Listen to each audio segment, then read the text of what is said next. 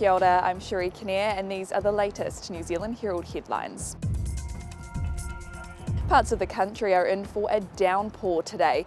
NIWA says a month's worth of rain could fall in parts of the North Island and Northern and Eastern South Island, creating the risk of flooding. Auckland's Harbour Bridge may close, Haast Pass is closed and motorists are being urged to take care. Road snowfall warnings have also been issued for Dunedin to Waitahi Highway and the South Island passes. New Zealand's fast-building OMICRON wave could push up hospitalisations alarmingly high. Modellers suggest this wave's peak, likely to occur within the coming weeks, may stretch to more than 20,000 cases per day. Case rates among people over 70 are already more than double than the peak of the March wave.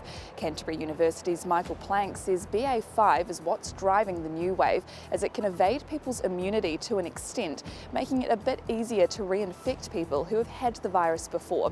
He says while most people are using rapid antigen tests, there's still genome sequencing of some cases. We can see in that data that the BA5 variant has been steadily increasing for many weeks now, and it's likely that it's actually the dominant variant now. Meanwhile, Destiny Church leader Brian Tamaki has seemingly admitted organising more than 100 anti-mandate and government protests. During a speech for the Freedom and Rights Coalition over the weekend, the self-appointed bishop appears to have taken credit for the rallies. When we first started the movement, 116 protests later, yes, I admit I was behind them all. I organised them, I dated them. Smash and grab robbers targeted 2 Auckland stores yesterday, leaving shocked customers and terrified staff. 2 men robbed the TJ handcrafted jewellery store in Botany in the afternoon, using hammers to smash the counters. An eyewitness says the loud banging caused shoppers to run in fear. Across town, up to a dozen people allegedly tried to break into the Michael Hill store at Lynn Mall. A witness says the group tried to gain entry to the closed shop with hammers and crowbars, but failed. The Prime Minister is gearing up to meet her Pacific counterparts face-to-face for the first time in 3 years.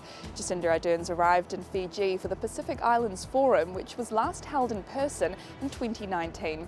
She says you can't be sitting down with someone, but New Zealand's made a real effort to grow bilateral relationships during the pandemic. Whilst there hasn't been the opportunity to meet, there has been good reason for us to work closely together, and we have. And a movement to lower the voting age will have its case heard in the Supreme Court today. Make It 16 claims preventing 16 and 17-year-olds from voting is age discrimination and a breach of human rights. The group's efforts previously failed in the High Court in 2020 and Court of Appeal last year. And those are the latest New Zealand Herald headlines. For more and to stay up to date, head to nzherald.co.nz. Kia pai te rā. Thanks for checking out our YouTube channel. To stay up to date with all the latest news from the New Zealand Herald, click the subscribe button below or check out one of the videos here. And head over to nzherald.co.nz for more details on these stories and more.